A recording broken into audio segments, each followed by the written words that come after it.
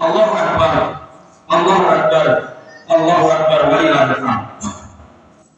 Firman Allah Subhanahu wa taala ini menunjukkan adanya dialog antara Nabi Ibrahim sebagai ayah dan Nabi Ibrahim sebagai anak, di mana di dalamnya terdapat kesadaran, keikhlasan, kasih sayang, kebijaksanaan, dan pengertian serta loyalitas dan saling menghargai.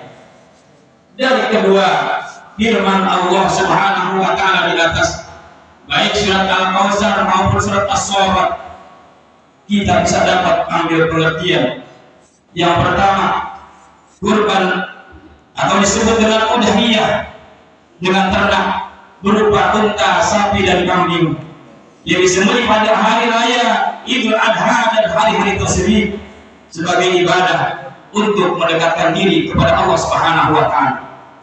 Yang kedua, realisasi kurban merupakan apresiasi sejarah kehidupan manusia, karena dengan ajaran kurban Islam mengabadikan kemuliaan, moralitas ataupun akhlakul karimah yang berupa disiplin, dedikasi, loyalitas, ketaatan dan keikhlasan demi menggapai ridha Allah Subhanahu wa taala yang pernah dibuktikan oleh Nabi Allah Ibrahim alaihissalam dan Nabi Allah Ismail alaihissalam. Akhlakul karimah itu dijadikan teladan dan diwujudkan sebagai manifestasi kehidupan yang Islam. Yang ketiga, ajaran kurban pelaksanaan yang merupakan syiar agama sebagai manifestasi rasa takwa, dan takwa itulah yang diterima oleh Allah Subhanahu wa taala. Yang keempat, pembagian daging kurban kepada fakir miskin merupakan realisasi solidaritas sosial dalam hidup bermasyarakat. Dan kelima, pelaksanaan kurban yang benar-benar ikhlas demi ridha Allah dan rasa takwa itu merupakan manifestasi iman yang bermutu, karena Allah Subhanahu wa taala lebih dicintai daripada yang lainnya. Allahu Akbar, Allahu Akbar, Allahu Akbar, walillahil hamd. Secara normatif, ibadah kurban adalah bukti ketaatan seseorang kepada Allah Subhanahu wa taala dengan mengorbankan apa yang paling dicintainya, sami'na wa ata'na, terhadap perintah Allah Subhanahu wa taala. Secara sosiologis, ibadah kurban mengandung kesetiakawanan sosial. Dalam ajaran Islam kita mengenalnya dengan istilah ta'awun 'alal birri. Kemudian secara filosofis, ibadah kurban berarti kesediaan mengorbankan baik itu jabatan yang dimiliki atau harta kekayaan yang paling dicintai bagi kepentingan kemanusiaan yang besar, khususnya kaum du'afa, bukan hanya sekedar seekor sapi, kambing ataupun unta. Hari raya Idul Kurban atau biasa kita sebut dengan hari raya Idul Adha yang kita peringati setiap tahun tak bisa terlepas dari kisah Nabi Ibrahim alaihissalam dan Nabi Allah Ismail. Namun bukan daging atau darah yang Allah terima, akan tetapi ketulusan hati dan ketakwaan yang tinggi dari si pemberi kurban. La yanalullaha luhumuha wala dimauha walakin yanaluhu taqwa minkum. Yang artinya daging-daging dan darah-darah itu sekali-kali tidak dapat mencapai keridhaan Allah Subhanahu wa taala, tetapi ketakwaan dari kamulah yang dapat mencapainya.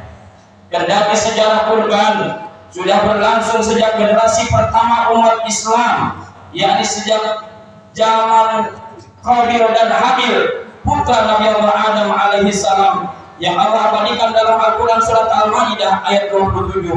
Namun syiar dan syariat ibadah kurban dari cerita perintah Allah kepada Nabi Ibrahim untuk menyembelih anak kesayangannya Ismail, seorang anak yang ia idam-idamkan bertahun-tahun lamanya. Dalam surat As-Saffat, Nabi Ibrahim ketika beliau belum dikaruniai anak, beliau selalu berdoa, Rabbi habli minas sholihin, ya Rabb, anugerahkanlah kepada kami seorang anak yang termasuk golongan orang-orang yang soleh. Hadirin kaum muslimin dan muslimat rahimakumullah, ibadah kurban tahunan yang umat Islam laksanakan adalah bentuk iktibar atau pengambilan pelajaran dari kisah Nabi Ibrahim alaihissalam dan Nabi Ismail alaihissalam. Setidaknya ada 3 pesan dari penyembelihan hewan kurban secara umum. Yang pertama adalah tentang totalitas kepatuhan dan ketaatan kepada Allah Subhanahu wa taala. Nabi Ibrahim yang mendapat julukan Khalilullah ataupun kekasih Allah mendapatkan ujian sangat berat pada saat rasa bahagianya meluap-luap dengan kehadiran sang buah hati di dalam rumah tangganya. Yang kedua adalah tentang kemuliaan manusia. Dalam kisah itu, di satu sisi kita diingatkan untuk jangan menganggap mahal suatu bilang itu untuk mempertahankan nilai-nilai ketauhidan, tapi di sisi lain kita juga dihimbau untuk tidak meremehkan nyawa dan darah manusia.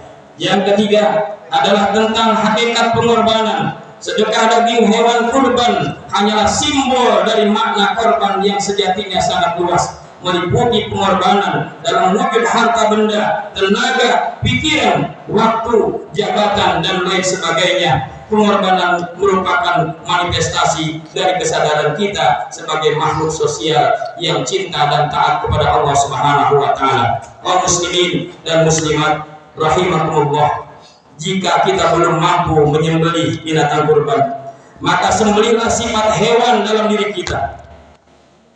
Jika kita belum mampu melempar jumrah, maka lemparlah sifat kebencian dan egoisme dalam hati kita.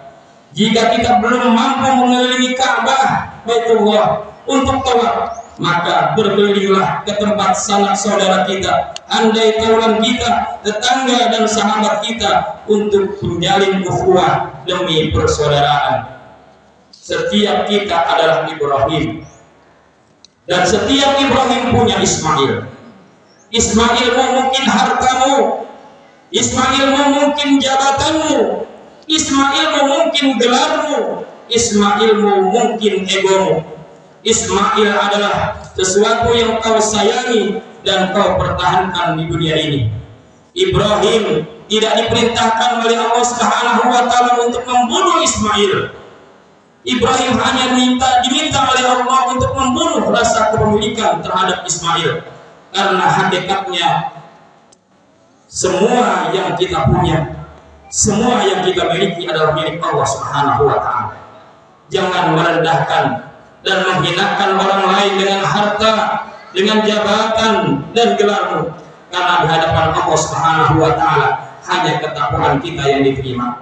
Kita memang tidak setakwa Nabi Ibrahim alaihissalam, kita tidak seikhlas Nabi Ismail alaihissalam, kita pun tidak setabah Siti Hajar, tapi setidaknya kita belajar dari kehidupan mereka agar kita menjadi orang-orang yang bertakwa, orang yang ikhlas, dan orang yang tabah dalam menjalani hidup dan kehidupan. Semoga Allah Subhanahu wa taala menganugerahkan ketakwaan dan kesolehan Nabi Ibrahim alaihissalam dan keikhlasan Nabi Ismail alaihissalam kepada kita semua, agar kita bisa mengaplikasikan nilai-nilai ketakwaan dan kesolehan tersebut dalam kehidupan kita sehari-hari. Amin ya rabbal alamin. Barakallahu fil Qur'anil azim wa nafa'ani wa iyyakum bima fihi min ayati wa dzikril hakim wa taqabbal minni wa minkum tilawatahu innahu huwas samiul alim.